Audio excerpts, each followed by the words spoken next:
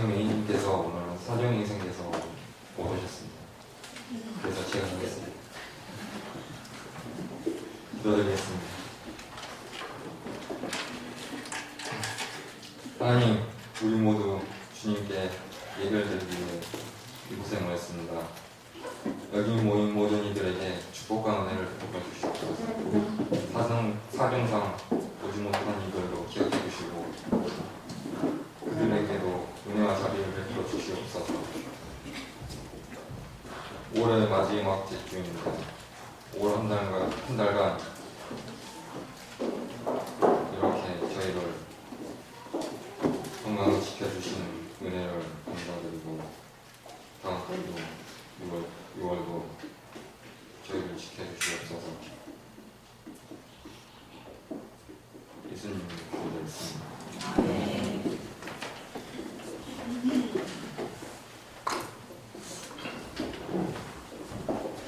안녕하세요. 같이 노래를 부르는 시간입니다. 오늘 보니까 한 반 정도는 당신들 다 상담을 오시는 분 같은데 그래서 자리에 오시는 분인데 환영하고요. 오늘 원래 그 호수님께서 예배 타입을 보시는데 다른 분이 보시니까 신선하고 좋은 오늘 저기 다승담 덕분에 저희가 이제 예배를 빨리 끝내야 돼서 사양도 되게 노래도 되게 빨리 되게 짧게 할 테니까 네, 같이 짧게 불러봅시다. 10편 40편부터 네, 이거 따라 부르시거나 주보에 가사에 나와 있게 따라 부르시면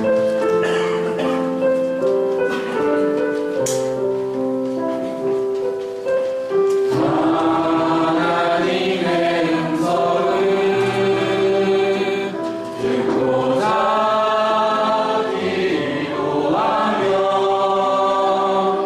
귀를 기울이소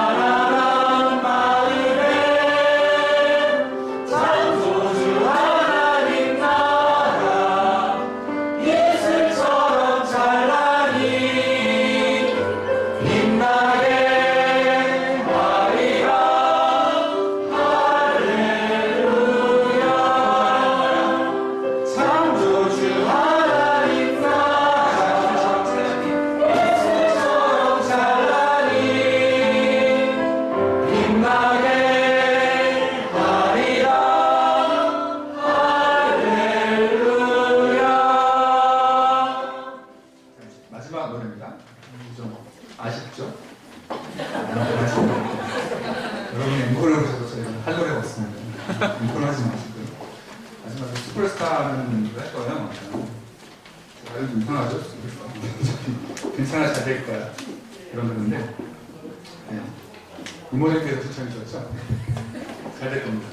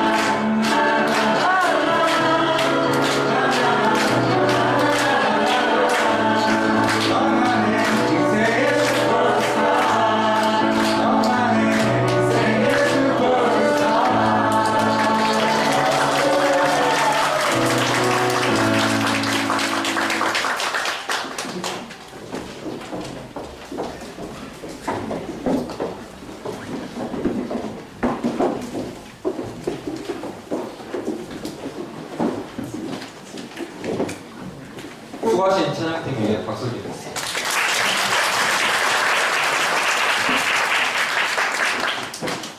주의 기도문이 이번 주부터는 주기도문서 됐습니다. 여러분도 대부분 아실 거예요. 주기도문서 하겠습니다.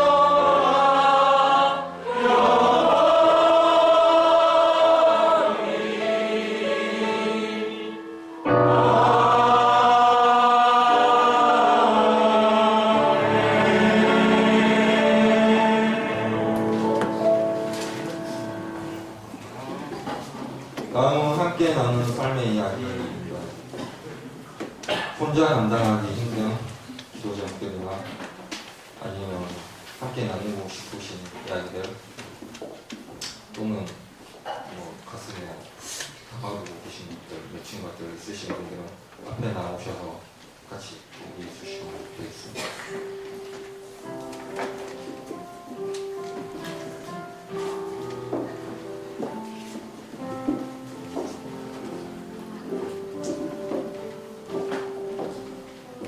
나올까 말까 지금 망설이시는 용기를 가지시기 바랍니다.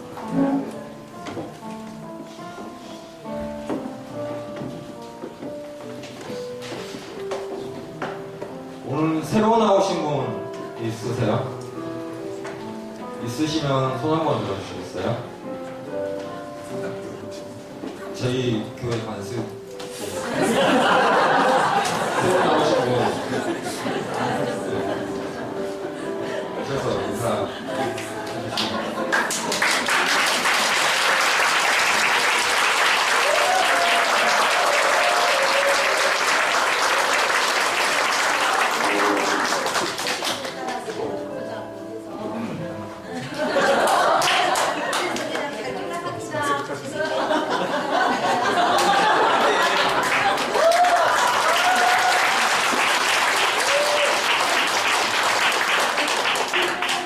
새로 나오신 분 또 없으세요? 처음 보는 얼굴도 많은데 손을 안 들어주시네.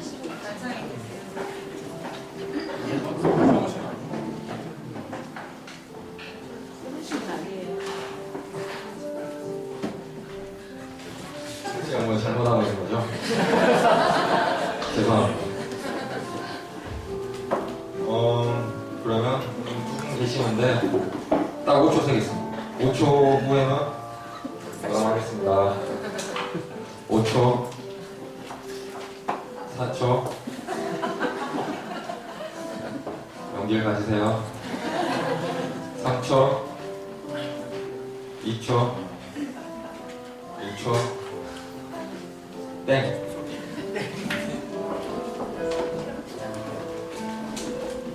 안녕하세요. 이은혜라고 합니다. 맨날 무대 서는데도 떨리네요. 다른 게 아니라 제가 저번 주에 그 용인에 계시는 동화에 갔다 왔는데요. 이번에 세 번째 방문입니다. 근데 저는 고향이 그 합천이에요. 전두환 고향.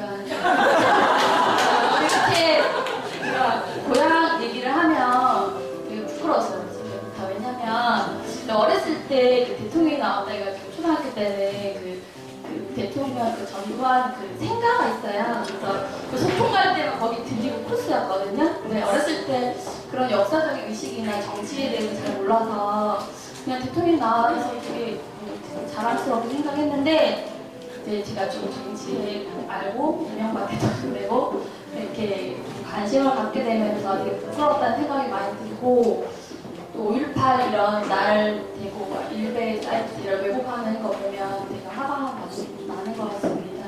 그래서 하고 싶은 얘기는 동아에 갔다 왔는데 사람들이 여전히 많이 오시더라고요. 한 7,000명, 8,000명 정도 오셨고 그리고 이제 그 김에 제가 택시를 타고 갔는데 그 김에 그 기사님 하시는 말씀이 하루에 평일 주말에 이렇게 하루에 그리고 주말에 좀 많이 오시고 주말에 보통 관광버스가 한 80대 정도 온다고 하시더라고요. 그래서 저는 3번 방문했을 때 처음에는 되게 어수선하고 하고 그 정리가 안 된 느낌이었는데 이번에 방문해보니까 거기 초소 경비 초소도 되게 크게 만들어져 있었고 조금 관리가 잘 되고 있는 느낌이었습니다. 이번에 그 이명박 저는 시골 가면 그 명절에 가면 이렇게 정치 얘기를 하잖아요. 이제 가족들 모여서 그러면 저희 그 합천에 이번에 박근혜도 한 80% 90%가 나왔다 하더라고요. 그래서 저희가 맨날 이렇게 얘기를 하면 저희 큰 삼촌이 한 70세 넘으셨는데 저보고 맨날 종북 작박 빨리 이정이랑 손잡고 북한나라고 이렇게 하시거든요. 아직까지 그런 지역 그런 아직 심한 게 많이 있지만 많이 좋아질 거라고 생각합니다. 그래서 노무현 대통령님 사과를 제가 드리고 싶은 말씀이 있어서 이렇게 나와서 말씀드리겠습니다. 여러분들 꼭 한번 공항에 가보셨으면 좋겠습니다.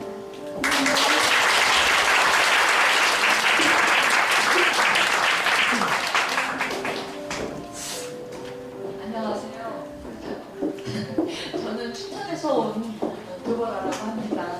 네, 저는 저기 최근에 한국과 대선을 통해서 굉장히 정말 낙담하고 실망하고 있을 때 정말 벙커를 인터넷으로 보면서 많이 위로를 받고 또 사실 친구나 가족들하고 정치랑 종교 얘기하지 말라고 하잖아요. 근데 여기 오면 어떤 얘기 할 수 있겠다 이렇게 생각하고 사모하는 마음이 갔습니다. 그래서 지난 겨울에 수련회 때 갔는데 정말 처음 본 분들인데도 이렇게 정말 시도하고 반겨주시고 잘 지내서 항상 오고 싶었는데 춘천에서 3개월 내렸기 때문에 잘 못 갔는데 또 수련회 때 레벨하는 건 형아님이 광명이라고 반겨주시고 그래서 같이 잘 지냈거든요. 그래서 사실 오늘도 좀 무리해서 왔는데 지난번에 한 번 와서 인사를 드리려고 했는데 어떻게 순서를 잘 몰라서 인사를 못 드렸어요. 그래서 오늘은 기를 쓰고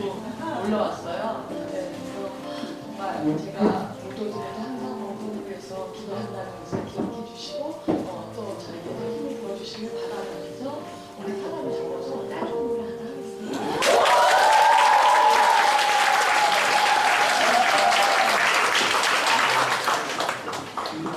세상 어딘가에 있을까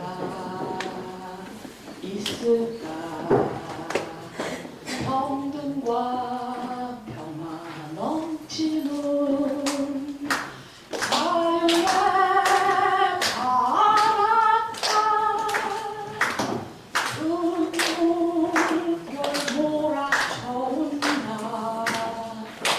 너무도 아련한 우리 손에 손 놓치지 말고 파도가 왔어 보아요.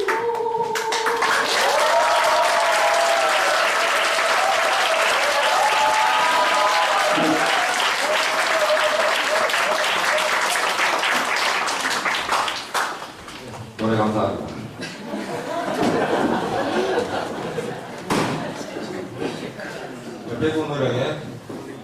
옆에 분들을 축복하면서 축복의 통로 하시겠습니다.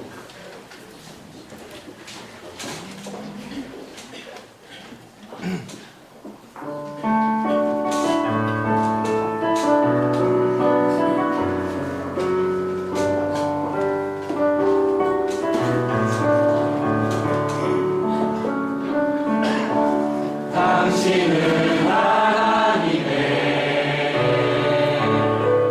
언약 안에 있는 축복의 통로 당신을 통하여서 열방이 주께 돌아오게 되리 당신은 하나님의 언약 안에 있는 축복의 통로 당신을 통하여서 열방이 주께 예배하게 되리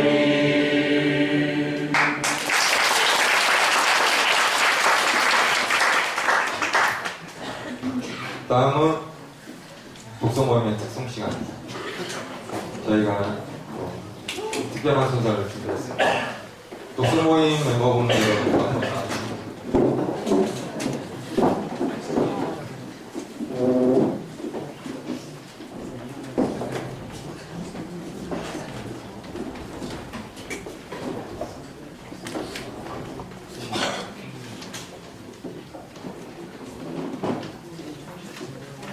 특송을 하기 전에 저희 멤버들 소개와 독서 모임 소개를 해드리겠습니다.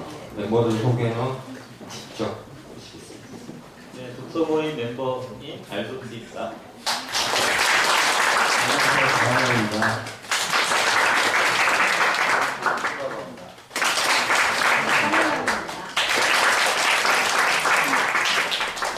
미아입니다.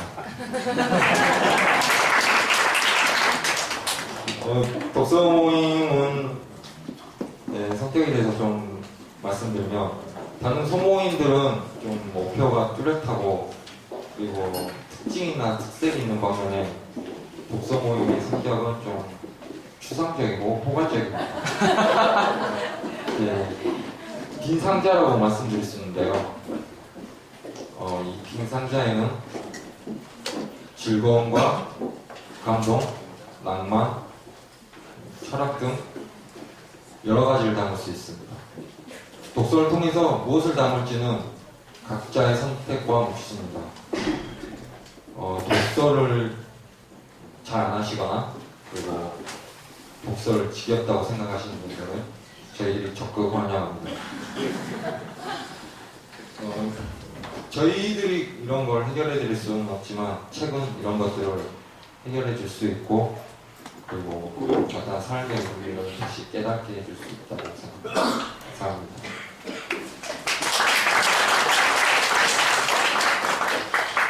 저희 특성은 그 해바라기에 행복을 주는 사람입니다.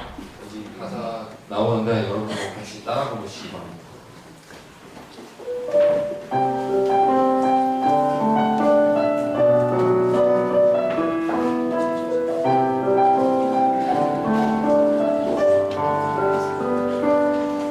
내가 가는 길이 험하고 멀지라도 그래 함께 간다면 좋겠네.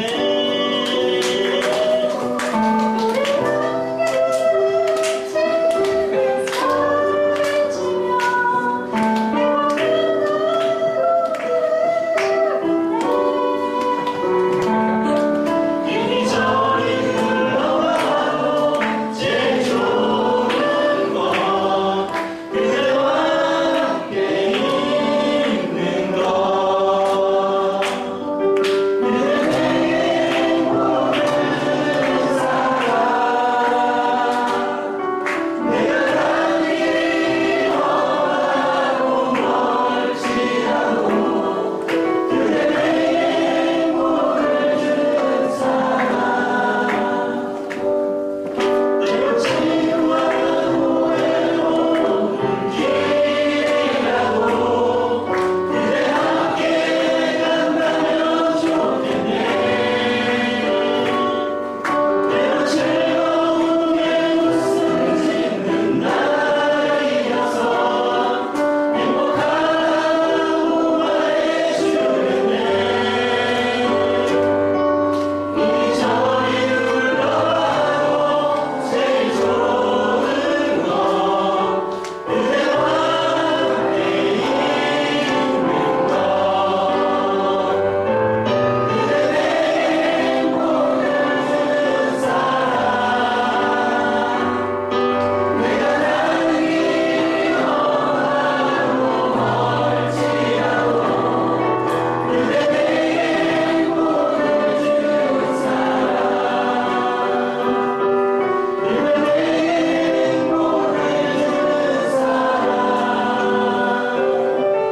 내가 가는 길이 험하고 멀지라도 그대 내게 행복을 주는 사람.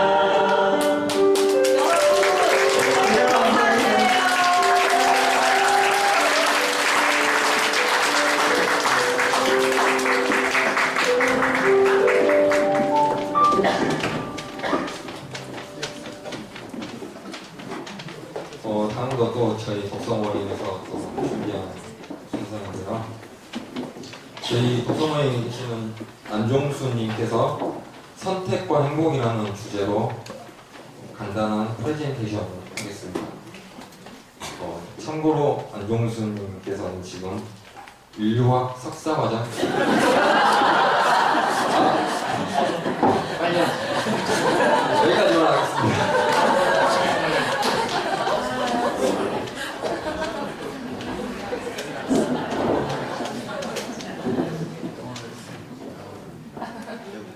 일단 프리젠테이션이라고 하는데요. 뭐 별다른 얘기 아니고요. 그냥 독서 모임에서 어떤 얘기들을 하고 있고 일단 간단한 소개 겸 짤막한 이야기들을 말씀드리겠습니다.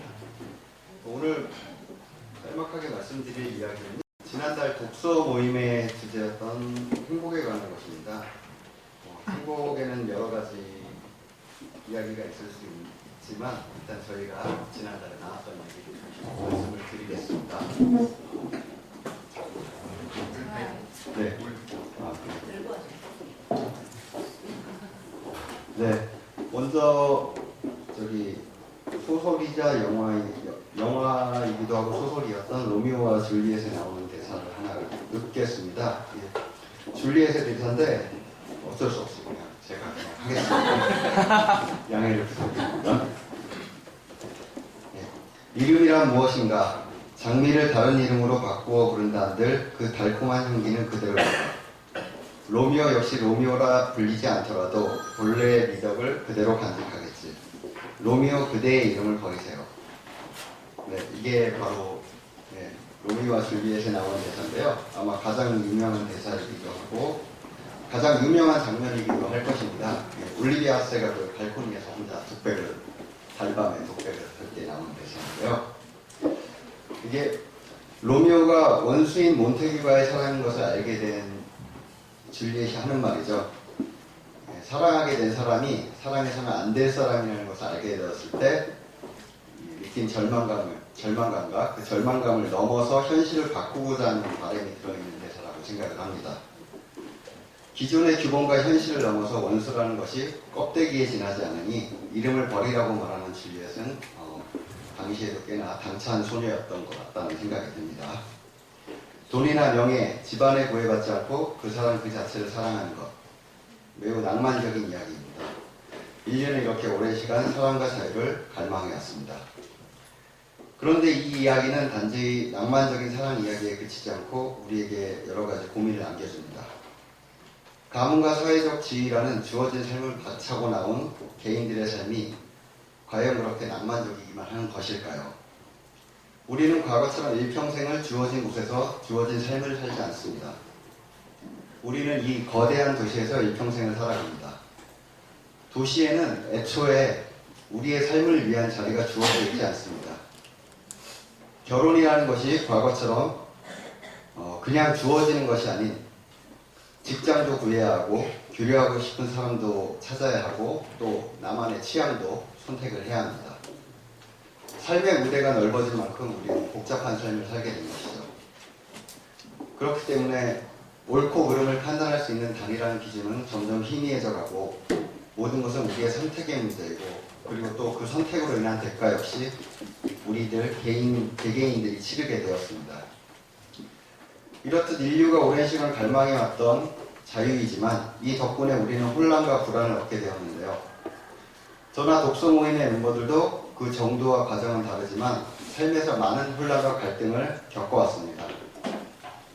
촛불 집회를 계기로 수십 년간 몸담았던 교회에 실망을 느끼고 이곳을 찾은 분도 계시고 반복되고 불안한 일상에서 삶의 의미를 찾아서 온 분도 있습니다.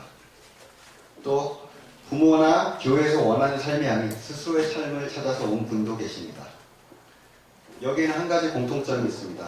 우리는 모두 자발적으로 이곳을 찾아왔고 함께 공감하고 서로를 이해할 수 있는 동료를 찾아서 왔고 또 자신의 삶의 의미와 방향을 스스로 결정하기를 원하고 있다는 점입니다. 아이러니하지만 자유 때문에 얻은 혼란과 불안은 다시 자발적인 선택과 개척에 의해서만 극복할 수가 있는 것 같습니다. 독서 모임의 목적은 바로 이 자발적인 선택과 개척의 길을 함께하는 것입니다. 독서 모임은 특별한 지식을 추구하지 않습니다. 미디어와 드라마는 이제 좀 질렸다고 할까요? 재미있는 내용이 담긴 책을 찾고 그 책을 통해서 우리의 삶에 대한 이야기를 끌어내고 고민을 공유합니다. 일종의 힐링이기도 하고 잡담이기도 한 이 이야기들을 통해서 지식이 아닌 삶에 대한 지혜를 추구합니다. 그리고 이 모든 과정은 우리가 함께 모이고 서로에 대해 알아가는 것에서부터 시작합니다. 로미오와 줄리엣이 죽음을 무릅쓸 수 있었던 데에는 서로에 대한 사랑과 신뢰가 있었듯이 독서 모임이 행복을 찾아서 나아갈 수 있는 데에는 서로의 일을 걱정하고 삶에 대한 이야기를 서로 나눌 수 있는 멤버들의 신뢰와 사랑이 있기 때문이 아닌가라고 생각을 합니다. 예. 독서 모임이 찾는 건 바로 여기에 있다고 생각합니다. 여러분들도 함께 하셨으면 좋겠습니다. 이상입니다.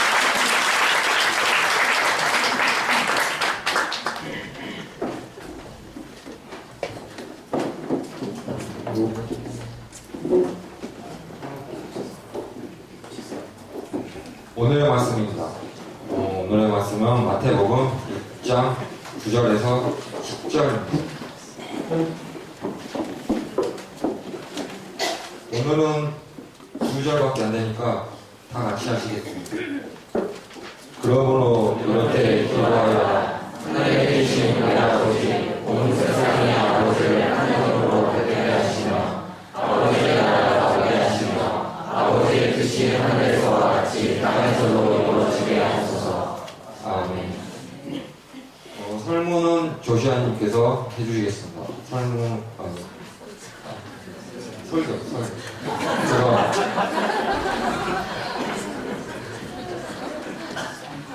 설문이라고 했어요.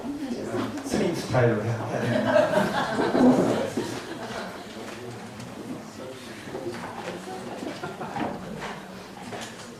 좀 혼란스러우셨죠? 오랜만에 대선 전 벙커원 교회 스타일이 조금 이렇게 묻어 있었던 것 같습니다.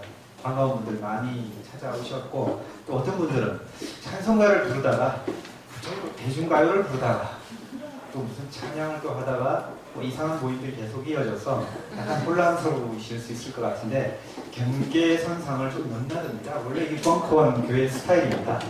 익숙해지면 그런 게 아니죠. 오늘은 반쪽짜리 말씀 나눔을 여러분과 제가 좀 해보고자 합니다. 한쪽 편의 일방적인 전달이 아니라 설교라는 게 그거죠. 말씀 나눔이라는 게 나누는 거잖아요. 상호 소통이 있고 그리고 커뮤니케이션이 이루어지는 게 설교 말씀이기 때문에 반쪽은 제가 하고 나머지 여백은 여러분들이 채워가실 수 있도록 그런 형태의 설교가 되었으면 좋겠다. 그런 마음이 듭니다. 그래서 시간적으로도 이 설교가 끝날 때 여러분들이 질문도 좋고 나는 이렇게 다르게 보았다. 말씀을 조금 다르게 이해했다는 그런 자기 마음도 해주셨으면 좋을 것 같습니다. 바꿔 말하면 제가 질문을 할 수도 있다는 얘기입니다. 긴장해 주시고요. 제가 대학원에 입학했던 동기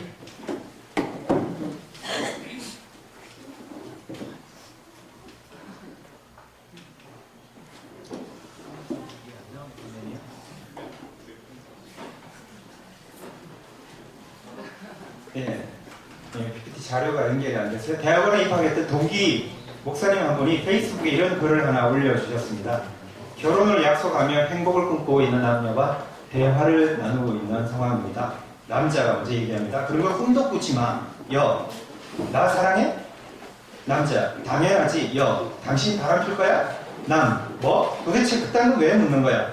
여, 나 매일매일 키스해 줄 거야? 남, 당연하지. 지금도 그러고 싶은 걸. 여, 당신 나 때릴 거야? 남, 미쳤어. 사람 보는 눈이 그렇게 없어? 여, 나 당신 믿어도 돼? 남, 응.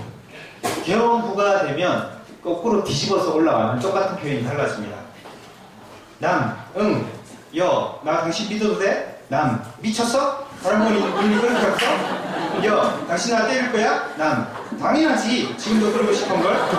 여, 나 매일매일 키스해 줄 거야? 남, 뭐? 도대체 그딴 거 왜 묻는 거야? 여, 당신 바람 필 거야? 남, 당연하지. 여, 나 사랑해? 남, 그런 거 꿈도 꾸지 마. 결혼 후가 되고 나면 뭐 이런 이야기 재미로 하는 사람들 많은데 결혼 생활을 지속하면서 처음 행복을 꿈꾸고 누리고자 했던 그 일들을 계속해서 누리고 가고 계신지 궁금합니다. 이 질문은 이제 결혼을 하신 분들에게 드리는 질문이고 미혼분들, 혹시 지금 교제 중인 분들에게 또 다른 질문을 한번 드려보고 싶습니다. 지금 행복하십니까? 그리고 그 행복을 계속해서 이어갈 자신이 있으십니까? 행복지수라는 통계가 있습니다. 행복지수 통계를 보면 매년 거의 세계 1등을 차지하는 나라가 하나 있는데 어느 나라인지 아십니까? 덴마크라는 나라가 줄곧 1위를 차지하고 있는데 대한민국은 몇 등 정도 될 것 같습니다. 2년 동안 똑같이 56등을 차지하고 있다고 합니다. 오마이뉴스 기자가 몇 주간 덴마크라는 나라를 가서 도대체 왜 이 나라가 이 세상에서 가장 행복한 나라인지, 왜 그 나라 국민들은 자기 자신을 그렇게 행복하다고 생각하는지 밀착 취재하고 결과물을 뉴스로 그렇게 알렸습니다. 하나님의 뜻이 땅에서도 이루어지게 하소서라는 이 기도 제목이 어떤 의미에서 인류 역사상 가장 근접하게 이루어진 나라가 바로 덴마크가 아닐까 하는 은거까지 있습니다. 여러분, 덴마크 하면 어떤 이미지가 떠오르십니까? 남동국가? 치즈? 우리 세계사 중고등학교 수업 시간에 그런 이미지도 많이 떠오르죠. 덴마크 국민의 80%가 기독교인이라고 합니다. 덴마크 국민의 전부가 0.58% 되는 교회사라고 그러죠. 세금을 다 납부를 하고 있다고 합니다. 그러면 덴마크 국민의 몇 프로 정도가 교회를 나갈까요? 일요일 날에? 3% 정도밖에 교회에 나가지 않는다고 합니다. 지난주 양희성 대표님이 그런 말씀하셨죠. 교회 안 나가는 사람들 가나안교인이라고. 우리 벙커원에 가나안교회 출신이 많은데 가나안교회 원조가 덴마크에 잔뜩 있는 것 같아요.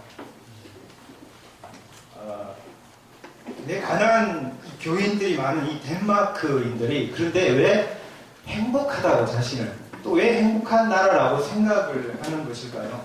기자가 밀착 취재를 해보니까 6가지 키워드가 발견이 되었다고 합니다. 자유와 평등이라는 것, 그리고 안전과 신뢰라는 것, 이웃과 환경이라는 이 6가지 키워드를 가지고 덴마크 국민들이 왜 이렇게 행복하다고 스스로를 생각하는지 짚어보고, 그리고 신문에다 그 내용을 연재를 했습니다. 충격적이기까지 한 사실이 하나 있습니다. 초등학교 아이가 학교 이사회의 멤버 중에 하나라고 합니다. 여러분, 폐쇄적인 교육 정서가 지배하고 있는 우리나라 같은 경우에 이렇게 이해하기 힘든 내용일 수 있습니다. 우리 국민TV 관계자분들, 대의원, 조합원들 여기 많이 계시는데 국민TV 이사진에 쟁쟁한 분들이 많이 포진해 있는 걸로 알고 있습니다. 국민TV에 초등학교 학생이 이사로 있다고 그러면 어떨 것 같습니까? 좀 비약된 질문입니까? 여하튼 이 초등학교, 중학교 과정이 덴마크에서는 9년으로 이루어지고 있는데 9년 중에서 7년 동안 시험을 한 번도 치르지 않는다고 합니다. 8학년 때부터 시험을 가끔 치르는데 그것도 등수를 매기지도 않고 다만 상급 학교에 진학하는 데 참고할 수 있는 자료로 쓰기 위해서 가끔 시험을 치른다고 합니다. 공부를 잘한다고 해서요? 특별히 칭찬을 받지도 않는다고 합니다. 왜냐하면 공부를 잘하는 것은 그 사람이 가지고 있는 여러 능력 중에 단 하나일 뿐이기 때문입니다.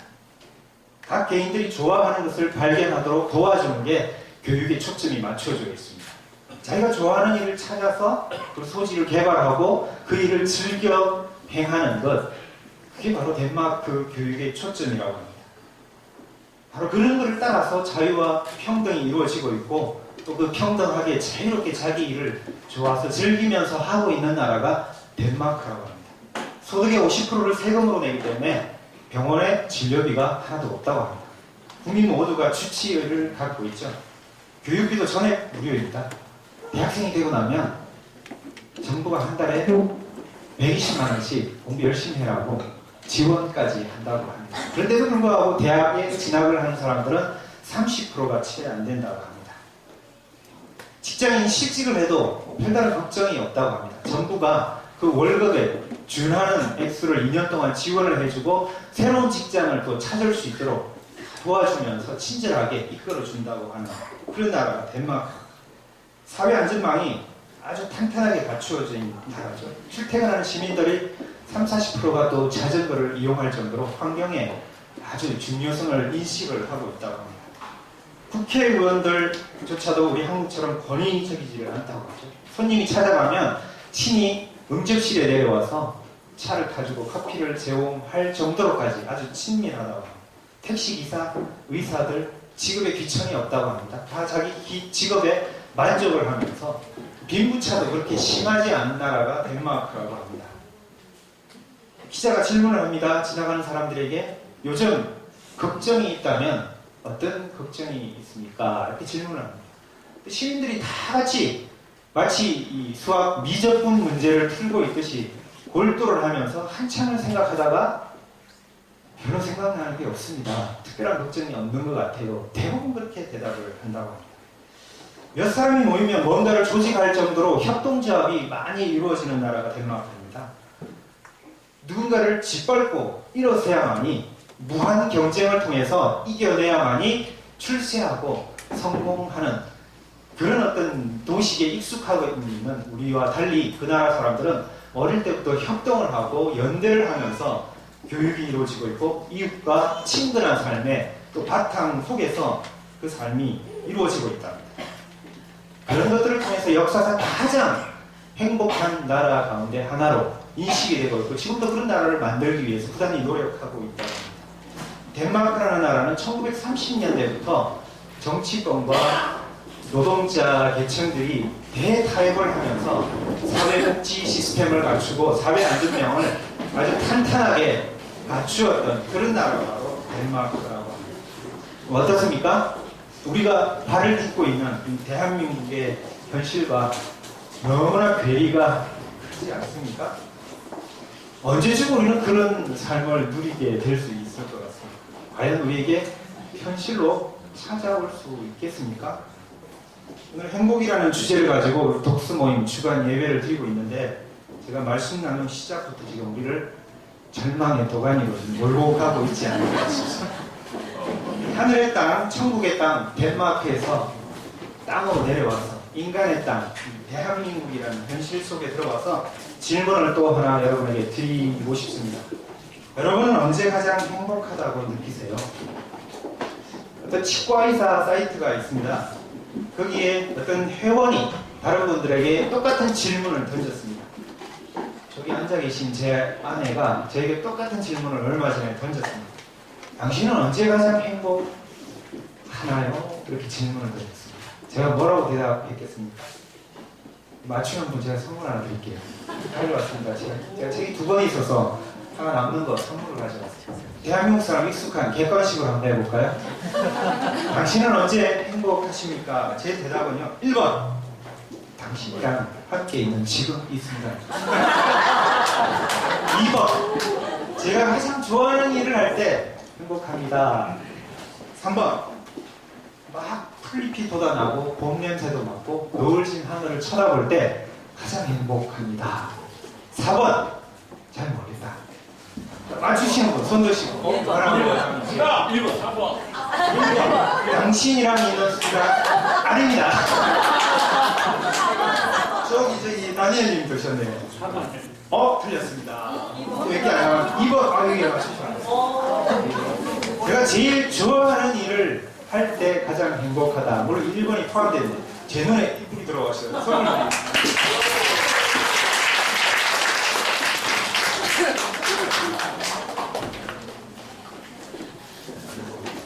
여러분이 다시 한번 질문을 드려보고 싶습니다. 지금 이 자리에 앉아 계신 여러분들 모두에게 언제 가장 행복하세요? 여러분은?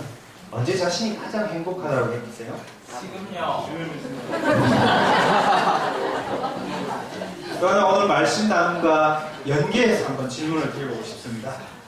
하나님도 좋고 부처님도 좋습니다. 어떤 신이든 좋을 것 같고 자기가 믿고 신뢰하는 어떤 신을 생각을 하면서 이런 질문을 한번 던져보았으면 좋겠습니다. 하나님 행복하세요? 또 하나 질문을 드려보겠습니다. 지상 최고의 순교자가 있다고 합니다. 종교개혁자 마르틴 루트가 던진 얘기입니다. 물론 사람은 아닙니다. 지금까지 가장 순교를 많이 당해왔던 어떤 뭔가가 있다고 하는데 뭘까요? 너무 쉽죠? 이거는 상품을 안 드릴 거고요. 주기도문이라고 합니다. 주기도문, 우리 기독교인들에 의해서 너무 많이 순교를 지금까지 당해왔다고 합니다. 우리 벙커원이라는 이 카페 공간은 외식, 뭐 이렇게 체면 차리고 하는 그런 외향적인 기도 틀을 싫어하기 때문에 물론 해당은 되질 않지만 일반 교회에서는 주기도문이 순교를 많이 당하고 있습니다. 보수적인 교회 예배에서는 축도에도 이 축도 순서는 목사님들만 하게 되어 있죠. 어쩌다가 전도사님이 예배 인도를 하게 되면 갑자기 또 이렇게 주기도문으로 예배를 마치겠습니다. 이런 표현을 하죠. 목사가 없는 교회에서는 우리가 마지막 순서에 하고 있는 손을 잡고 서로를 향해서 축복 기도하는 이 순서도 마음대로 하지 못해서 주기도문으로 땜빵을 하는 경우들이 있습니다. 가끔씩 소모임, 또 뭐 인포멀한 중그룹 모임에서도 마찬가지죠. 사회자가 분위기가 좀 썰렁해지면 갑자기 또 그런 멘트를 날리죠. 주기도문으로 오늘 모임 마치겠습니다. 그런 멘트들 많이 들을 수 있죠. 어쩌다 보면 이 주기도문이라는 것이 그 내용과 별 상관없이 습관적으로 마치 임시 변통하는 그런 기도로 순교를 많이 기독교인들에 의해서 당해왔습니다. 하나님 행복하세요. 오늘 이 말씀 나눔의 제목을 가지고 주기도문 안으로 한번 들어가 보려고 합니다. 우리가 지난 수년 동안, 수십 년 동안 되풀이 해왔던 이 주기도문을 한번 깊이 안을 들여다볼 필요가 있습니다. 얼마나 예수님이 원래 가르치셨던 그 내용과 일치하는지, 얼마나 갭이 발생했는지 한번 좌표를 짚어볼 필요가 있습니다. 주기도문은 어떤 면에서 굉장히 이상한 기도문입니다. 왜 이상한 기도문일까요? 여러분 잘 생각해 보십시오. 가톨릭, 개신교, 이스터 폭티, 정교회, 수많은 교회들이 있죠. 많은 기독교들이 있습니다. 여러분 생각에 그냥 뭐 기독교는 하나라고 생각하는데 현실 속에 나타나고 있는 기독교는 단수가 아니고 복수들이죠. 굉장히 많은 기독교들이 있는데 그 많은 기독교들이 사용을 하는 성서가 통일이 되어 있지 않죠. 정경을 이렇게 인정을 하는 그 성서 개수도 제각각 다릅니다.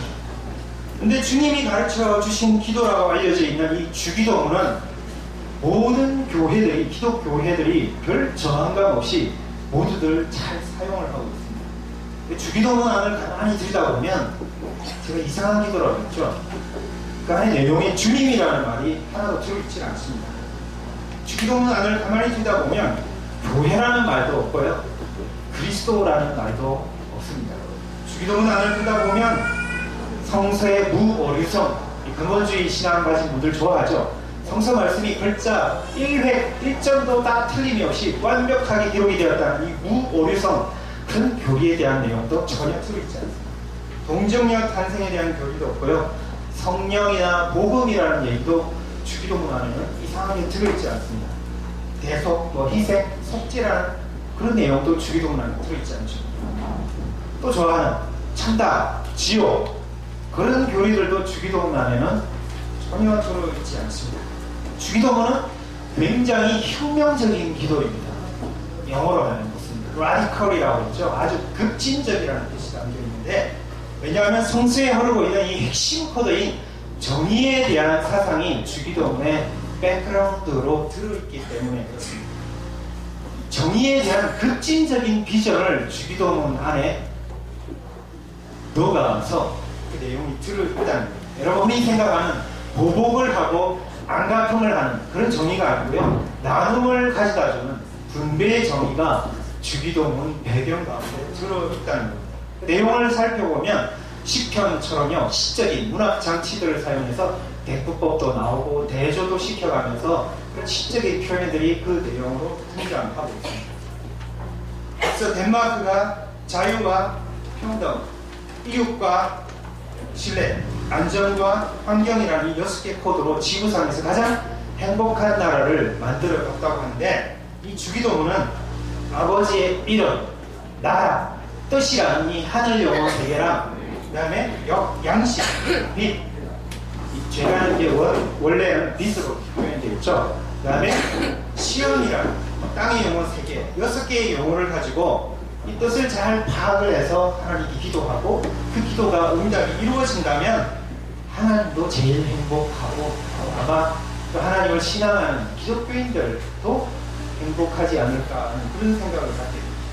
하늘과 땅이 대조화되면서 또 동시에 연결이 되어 있는 게 주기도문의 내용입니다. 하늘에서 당신의 이름과 당신의 나라와 당신의 뜻이 이루어지기를 원합니다. 그런 내용과 동시에 이게 당신의라는 수식으로 되어 있죠. 땅에서는 보면 우리의 양식과 우리의 빛과 우리의 시험, 우리라는 또 이 수식어를 가지고 세 가지 땅의 이야기를 하고 있습니다. 근데 왜 하필 용공, 잣발 냄새나는 분배적인 정의를 지금 제가 이야기하고 있습니다. 여러분 복지국가들 하면요 흔히 사회적인 구조적인 나눔을 먼저 실현해야 된다고 합니다. 그 다음에 개인적인 봉사나 어떤 구제 나눔이 이루어져야 된다고 조중동과 같은 기득권 매체들은 항상 반대로 얘기해요. 개인의 책임을 굉장히 강조를 하면서 사회 구조적인 평등과 나눔 분배에 대해서는 자꾸만 도외시하는 현상이 있죠. 개인에게 책임을 다 뒤집어 씌우는 거예요. 근데 성서 말씀을 깊이 들여다보면 하나의 맥이 흐르고 있는데 그 맥 가운데 중점적인 게 바로 분배의 정의라는 겁니다. 제 얘기가 아니라 성서학자들이 깊이 연구를 하고 보니까 그런 결과물이 나오더라는 얘기입니다. 주기도문의 배경을 살펴보고 구약성서의 맥을 짚어보면 분배 정의를 강력하게 실천하라고 하는 하나님의 뜻이 많이 녹아 있습니다. 주기도문으로 기도할 때요 자유민주주의 원리를 떠올리는 게 아니라 보편적인 인권을 떠올리는 것이 아니라 그 상상에 앞서 성서 전통에서 뜻하고 표현하고 있는 이 분배 정의의 하나님을 먼저 그려볼 필요가 있다는 겁니다. 그래서요 하늘에 계신 우리 아버지 이렇게 기도를 시작할 때에 이런 이미지들을 먼저 떠올려 볼 필요가 있다는 겁니다. 이 이미지들은요 집안을 공평하게 공의롭게 또 공정하게 잘 다스려가는 집주인의 이미지입니다. 마치 한 가정처럼 온 세상을 공평하게 공의롭게 분배 정의를 하나님의 국간에 들어있는 많은 좋은 것들을 나누어 주면서 실천해 나가는 식솔들을 잘 다스리고 가족들을 잘 다스리는 그 집주인의 이미지가 주기도문 속에 녹아 있다는 겁니다. 이런 예들은 이 구약 성서 속에 너무 많이 나오기 때문에 일일이 다 살펴볼 필요도 없고 먼저 예언자들 말씀에 가르침에 주목해 보면 심지어는요 예언자들이 뭐라고 그러냐면 하나님께 기도하는 것, 하나님께 찬양하는 것, 하나님께 예배하는 것도 싫다고 하는 얘기까지 합니다. 얼마나 그게 이렇게 강한 어조로 말을 하냐면요 예배를 드리고 찬양을 하고 기도를 하는 걸 어떤 상황에서는 구역질이 날 정도로 너무너무 하나님이 막 그렇게 막 올릴 정도로 싫어한다는 그런 표현까지 나옵니다. 대신에 온 땅에서 정의가 이루어지고 공평이 이루어지고 법이 살아있는 그렇게 살아 숨쉬는 바로 그런 것들을 예언자들이 이 하나님의 속성 가운데 포착을 해서 이스라엘에게 온몸으로 가르쳤죠. 지금 우리 가운데 이 고정된 전동 스크린 때문에 잠시 자리를 비웠지만 이 벙커원 교회 슬로건이 된 이 플랜카드에도 아모스 5장 말씀이 기록이 되어 있었죠. 너희는 다만 공의를 물처럼 흐르게 하고 정의가 마르지 않는 그런 강처럼 흐르게 해라. 예언자들의 가르침에 무수하게 들어있는데 정의죠. 구약의 예언자들의 하나님은 사회 구조적으로 취약해 있는 사람들, 과부들, 고아들, 외국인들이 하나님의 곳간에 들어있는 좋은 것들을 아낌없이 분배 정의 실천을 통해서 모두가 풍성하게 나누어 갖기를 원하신다고 이렇게 되어 있습니다. 바로 그런 공평과 공의와 분배 정의를 실천하는 그런 하나님을 구약의 예언자들이 끊임없이 가르쳐줘. 오늘날 이 기독교 예전 속에 들어있는 이 주기도문은 출처를 몇 가지 살펴볼 수 있습니다.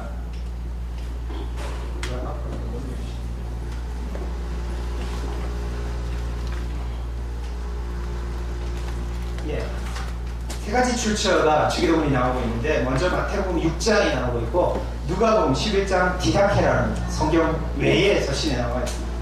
이 셋은 다시 아빠라는 뜻이죠. 그 기도 유형인 로마서 8장 15절과 갈라디아서 4장 6절, 마가복음 14장 36절 요 뿌리를 통해서 형성이 되었다고 하는 게 성서학자들의 정석입니다.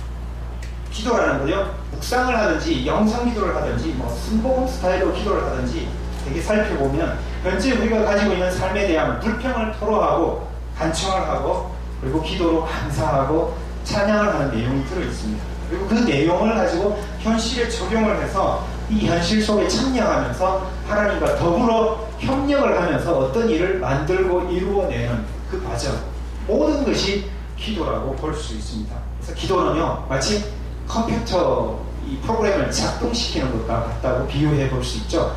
콘센트를 찾아서 전기 코드를 딱 꽂아서 전력을 충전받는 것, 그게 바로 기도라고 할 수 있습니다. PC가 전력이 충전이 되어서 오퍼레이션 시스템이 작동하듯이요 하나님께서 숨결로 영어로서 바람처럼 보이지는 않지만 우리 안팎을 드나들면서 하나님과 우리가 더불어 협력하면서 함께 뭔가를 이루어내는 게 바로 이 기도라고 볼 수 있습니다. 하나님 아버지, 우리가 이렇게 기도할 때 이 아버지라는 표현이 때때로 거북스러운 불쾌감을 가져다 줄 때가 있습니다. 페미니즘을 신봉하는 여성 신학자들이 굉장히 거부감을 또 갖고 있기도 하고 있고요. 그리고 개인적으로 어릴 때 아버지로 인해서 상처를 받고 있는, 정서적으로 안정을 갖지 못하는 사람들은 하나님 아버지 하면 왠지 불편하고 거북스러운 그런 마음 무의식 중에 생겨날 수 있기도 합니다. 근데 성서에 하나님에 대한 이미지들이 굉장히 많이 나오죠. 아버지 같은 하나님, 목자 같은 하나님, 그리고 뭐 구름과 같은 하나님, 번개 같은 하나님, 불 같은 하나님, 여러 가지 많은 이미지들이 성서에 표현되어 있습니다. 근데 우리가 하나님에 대해서 말을 할 때에는요, 학자 중에 하나 폴 틸리라는 학자가 이런 표현을 썼는데, 우리가 하나님에 대해서 말할 수 있는 것 딱 하나는 궁극적인 그 존재 그 자체가 바로 하나님이시다 하는 그 표현밖에 없다고 그러죠. 그 나머지는 전부 다 은유고 비유고 상징어로 종교적인 언어는 표현될 수밖에 없다는, 무슨 이유, 무슨 말씀이냐 하면요, 하나님이 사랑이 많으십니다 이런 표현이 있잖아요. 하나님이 자비로우십니다, 하나님이 주님이십니다 하는 것도 다 은유고 상징적인 종교적인 언어라는 거죠. 존재 그 자체와 동일시 될 수는 없다는 표현입니다. 문자 그대로의 사실이 아니죠. 은유는 뭐뭐과 같다 하는 비유잖아요. 근데 그걸 참으로 전달해 줄 수 있는 좋은 도구가 바로 이 은유죠. 근데 그것이 문자 그 자체로 동일시돼요. 존재 그 자체와 동일시되어 버리면 그게 바로 우상숭배고, 그게 바로 신성모독이다. 율법조차도, 구약성서 율법조차도 그렇게 동일시되어 버리면 바로 그게 우상숭배다. 폴 틸리라는 학자가 의미심장하게 가르쳤습니다. 오늘 주기도문의 배경에 이런 은유와 상징이라는 표현을 가지고 아버지라는 이 표현을 한번 이해해 볼 수 있습니다. 하늘에 계신 아버지, 이렇게 우리가 기도할 때에 이 표현은 공간적인 의미의, 물리적인 의미의 아버지, 그런 하늘이 물론 아닙니다. 이 남녀를 다 포괄하는 개념으로서의 아버지고요. 그 아버지가 바로 창조자이시고 집주인이시라는 거죠. 한 가정의 가장처럼 식소를, 가족들을, 모든 동물들, 소유물들을 잘 돌보고 보호해주는 바로 그런 보호자요 부양자가 되시며, 공의를 행하고 정의를 잘 행하는, 바로 분배정의를 잘 실천하는 그런 은유로서의 하나님 아버지라는 뜻이 들어있다는 거예요. 여기에는 또요, 애굽으로부터, 이집트로부터 그 압제 억압 속에서 탈출시켜 주시면서 자유와 해방을 가져다 주신 그 하나님의 이미지도 들어있습니다.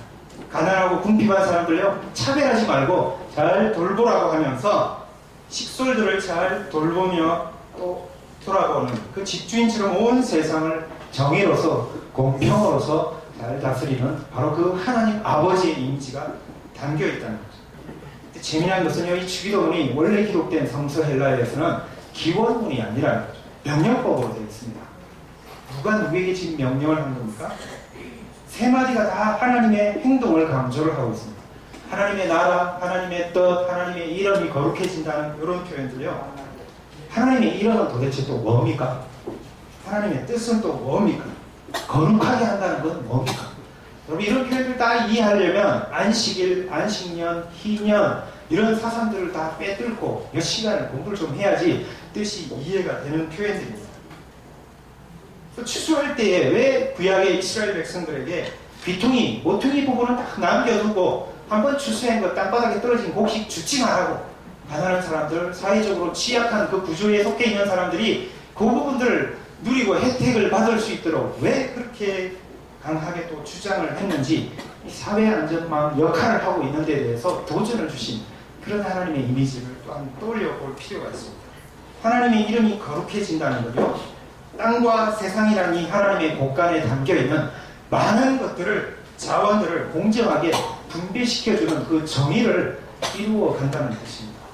공의가 회복이 되고 정의가 회복이 된다는 그런 뜻이 안에 담겨 있습니다.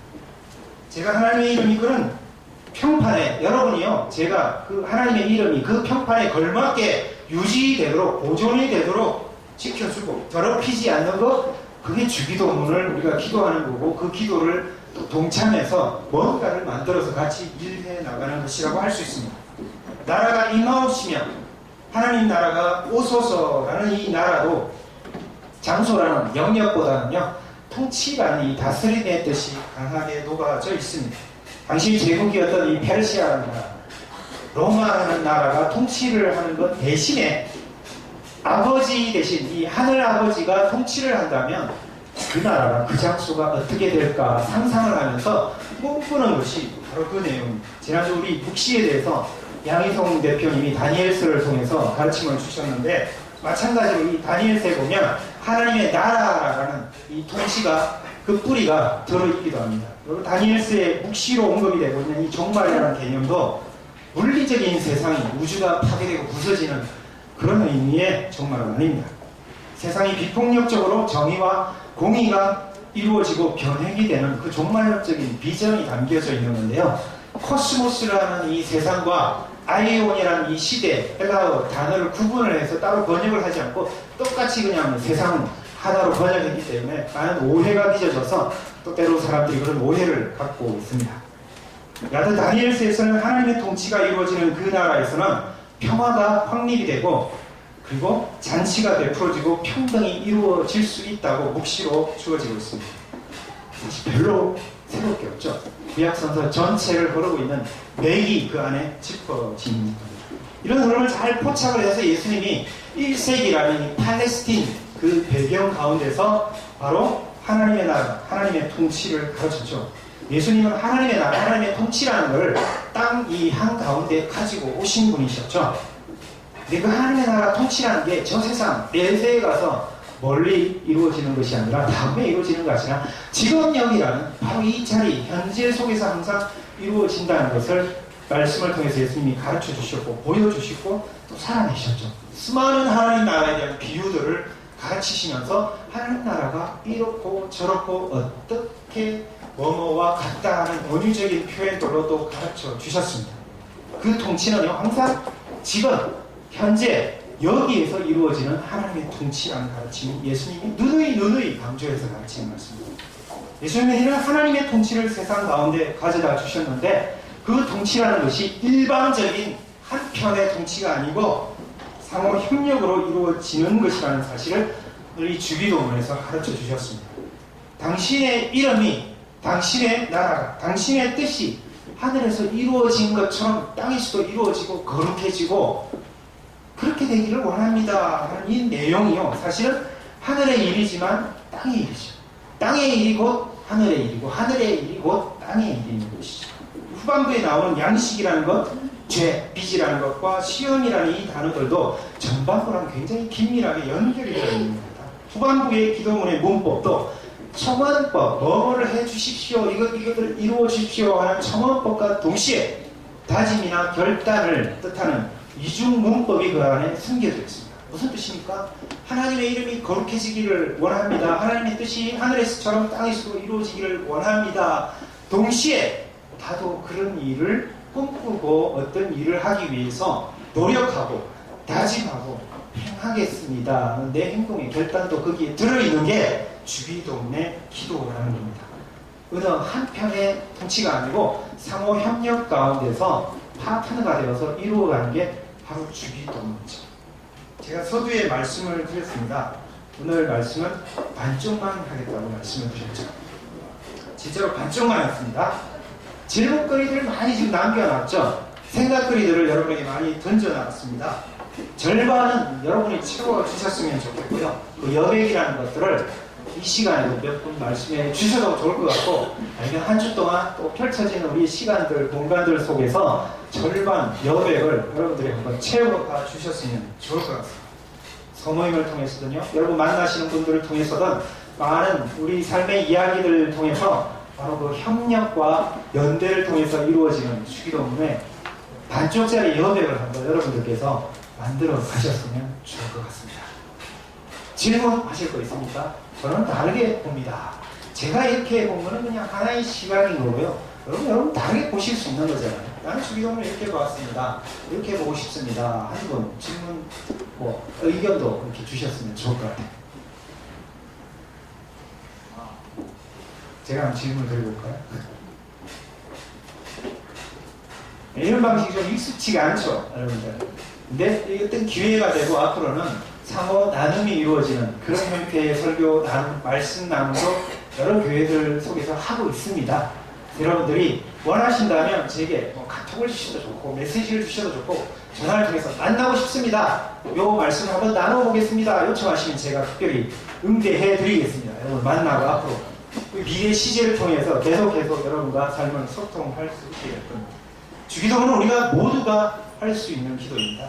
기독교인들뿐만 아니라 비기독교인들, 다른 이웃 종교인들, 종교를 가지고 않는 사람들도 얼마든지 할 수 있는 종교입니다. 오늘 말씀을 나누는 걸 잘 이해를 하는 분들은 아마 쉽게 다가오죠. 교리적인 색채도 어떤 편협한 자기중심적인 종교의 어떤 중심적인 포교 색채를 띠는 그런 내용이 들어있지 않기 때문에 누구나 다 이렇게 기원할 수 있고 소망을 얘기할 수 있는 기도가 바로 주기도입니다. 아마도 이 세상 모든 종교들이 같이 품을 수 있는 비전, 비종교인들, 이웃 종교인들 함께 공의를 만들고 정의를 만들면서 구심점 역할을 한번 해볼 수 있는 그런 좋은 기도문이 주기도문이 아닐까 하는 생각을 해봅니다. 주기도문으로 함께 기도하고 예수님 가르치심처럼요, 좋은 사람, 착한 사람, 또 악한 사람 구분 없이 모두에게 피를 주시고 햇볕도 주시는 그 하나님의 자비하심, 하나님의 평화와 분배적인 정의를 더 많이 만들면서 하나님도 행복하고 우리도 행복한 그런 세상, 그런 공동체를 함께 만들어갔으면 좋겠습니다. 기도하겠습니다.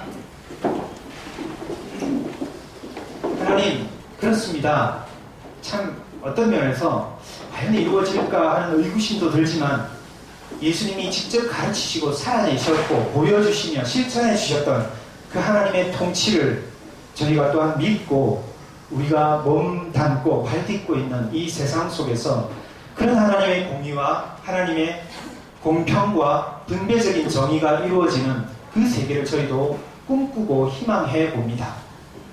하나님, 이 세상이 우리에게 가르쳐주고 있는 것은 이웃을 짓밟고 또 경쟁을 통해서 이겨내야만이 성공하고 출세한다는 것을 가르쳐주지만 협력을 하고 또 평화를 이루면서 연대를 하면서도 얼마든지 평화롭고 행복한 사회를 꿈꿀 수 있다는 것, 이루어낼 수 있다는 걸 여러 나라들이 보여주고 있기도 합니다.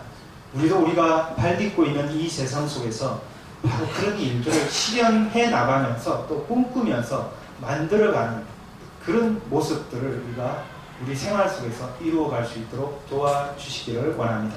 예수님 이름으로 기도드렸습니다.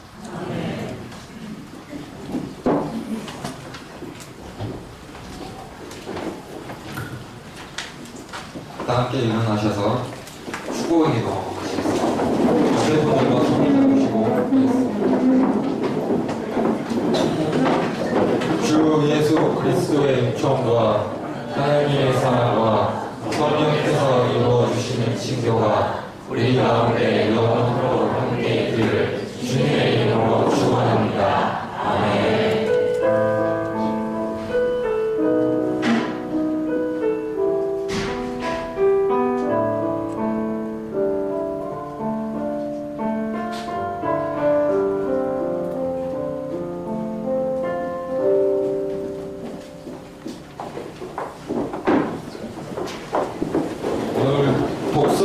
주간예배인데요. 오늘 교회 처음 오신 분이나 오랜만에 오신 분들 실망이 좀 크셨으리라고 생각합니다. 다음 주부터는 원상 복귀되니까 너무 큰 걱정하지 마시고요. 저희 소모임 아까 처음 말씀드린 대로 저희가 행복을 여러분께 전달해드리는 게 저희 목표입니다. 좀 행복해지셨습니까? 네. 식물은 동이라고. 그리고 오늘 저희 덕서 모임 좀 부족한 점도 있었고 미흡한 점도 있었지만 그리고 가장 큰 문제는 바로 저였지만 그래도 끝까지 지켜봐 주신 여러분께 감사 말씀드리고요.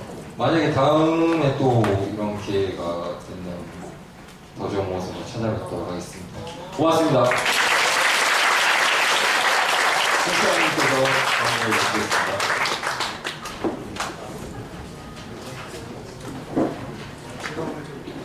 제가 오늘 좀 자주 나왔습니다. 죄송합니다.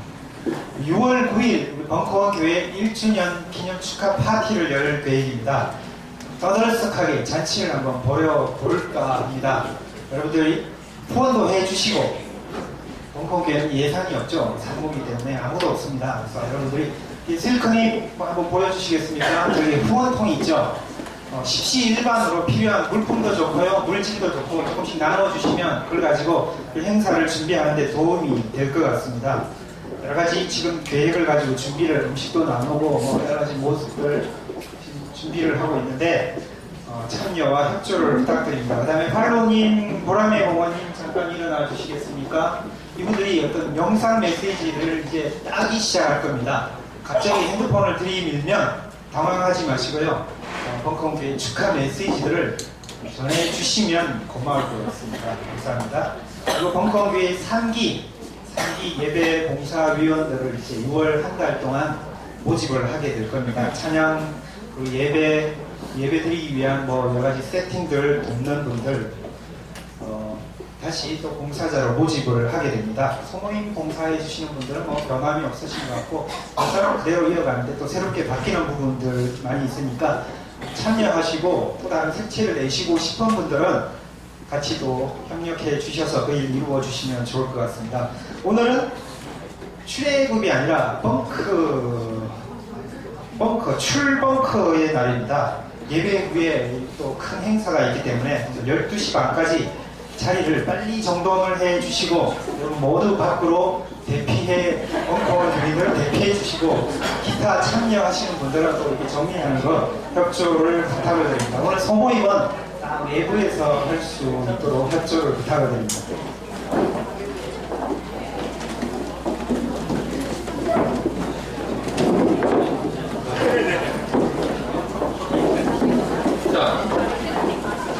노래 안 하는 건가요? 나가서 노래 부르고 다 같이 밴드하도록 하겠습니다. 수고하셨습니다.